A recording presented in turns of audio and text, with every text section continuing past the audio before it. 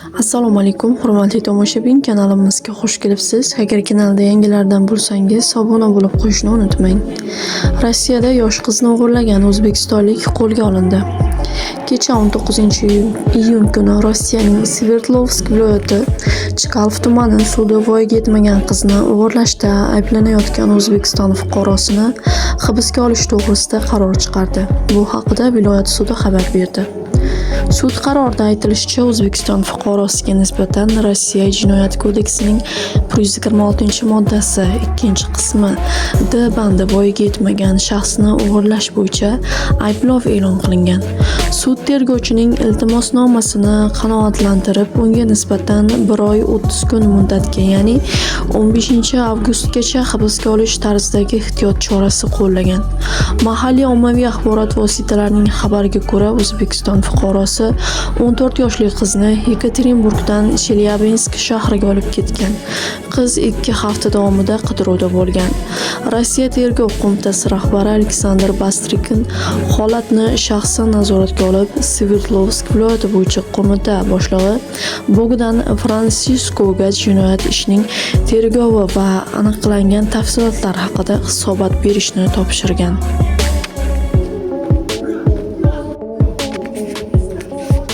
Pavel Durov vasiyatnoma yozdi. Telegram asoschisi Pavel Durov farzandlari 30 yoshga to'lgunicha uning mol-mulkidan foydalana olmasligi ko'zda tutilgan vasiyatnomasini yozdi. Bu haqida u Le Point nashriga bergan intervyusida so'zlab berdi. Tadbirkorning tushuntirishicha, u farzandlarining oddiy odamlar kabi yashashini, o'zaro ishonchni o'rganishini, hayotlarini mustaqil ravishda ko'rishini va bank hisobiga bog'liq bo'lmay ijod qila olishlarini istadi. Men uchun tabiiy yo'l bilan tug'ilgan bolalar bilan urug' donorligi orqali tug'ilganlar orasida hech qanday farq yo'q. Ularning barchasi mening farzandlarim va teng huquqlarga ega. Men o'limimdan so'ng ular merosni talashishini istamayman, deydi Pavel Durov. Messenger asoschisining aytishicha, uning 3 nafar turmush o'rtog'idan 6 farzandi bor. Shuningdek, uning donorligi ortidan yana 12 ta mamlakatda 100 dan ortiq farzand tug'ilgan. Pavel Durov vasiyat yozish qarorini o'z ish faoliyatidagi xavflar bilan izohlagan. Erkinlikni himoya qilish borasidagi faoliyatim ko'plab dushmanlarni yuzaga keltiradi. Men o'z farzandlarim va o'zim ishlab chiqqan Telegram kompaniyasini himoya qilmoqchiman, deydi u. Shuningdek, Durov agar kutilmagan holat yuz bersa, Telegram boshqaruvi notijorat jamg'armaga o'tishini qo'shimcha qilgan. Men uchun asosiy maqsad platformani barqaror ishlashini ta'minlashdir. U mustaqil bo'lib qolishi va faoliyatini davom ettirishi lozim, deydi u. Shuningdek, Pavel Durov Telegramning 100% ga egalik qilishini ta'kidlab, hech qanday tashqi aksiyador yo'q ekanini, bu har qanday aralashuvni istisno qilishini va mutlaq mustaqillikni ta'minlashini bildirgan. Avvalroq Durov amerikalik jurnalist Taker Carlsonga bergan intervyusida Fransiyadagi mojaro fonida O'zbekistonni maktab, mamlakatga tashrif buyurgani va bundan mamnun ekanini aytgandi. Durov intervyuda Fransiyada yuz bergan hibsga olinishi voqeasini sharhlarkan, O'zbekistonga qilgan safarini ham esga olgan. U hibsga olinishini nafaqat shaxsiy adolatsizlik, balki Fransiya hukumatining obro'siga ham zarba deb atagan. Buxorodagi xususiy bog'chada bola tok urishidan vafot etdi.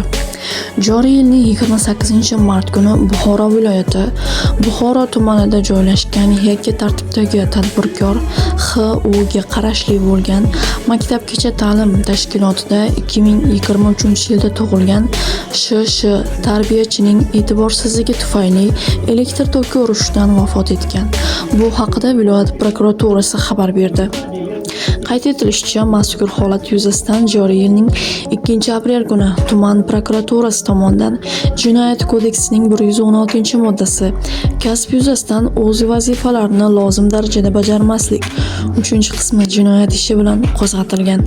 Ish yuzasidan o'tkazilgan dastlabki tergovda mazkur nodavlat maktabgacha ta'lim tashkiloti tarbiyachisi M.D.ning vazifasiga yoshi va individual xususiyatlarini inobatga olgan holda bolalarning hayoti va salomatligini muhofaza qilish va texnika va yong'in xavfsizligi qoidalariga rioya qilish kabi kasbiy majburiyatlar kirishi belgilangan bo'lsa-da, o'z kasbiga nisbatan beparvo hamda o'z vazifalarini lozim darajada bajarmagani va o'ziga biriktirilgan guruhda tarbiyalanuvchilarni qarovsiz qoldirgani aniqlangan hamda natijasiga ko'ra mazkur jinoyat ishi joriy yilning 18-iyun kuni mazmunan ko'rish uchun sud muhokamasiga yuborilgan.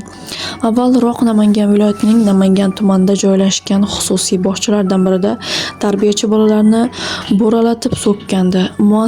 Muassasa tarbiyachisi bilan profilaktik suhbatlar o'tkazilgan. Kelgusida bunday vaziyatlarning takrorlanmasligi yuzasidan qat'iy ogohlantirilgan va zarur tushuntirish ishlari olib borilgan.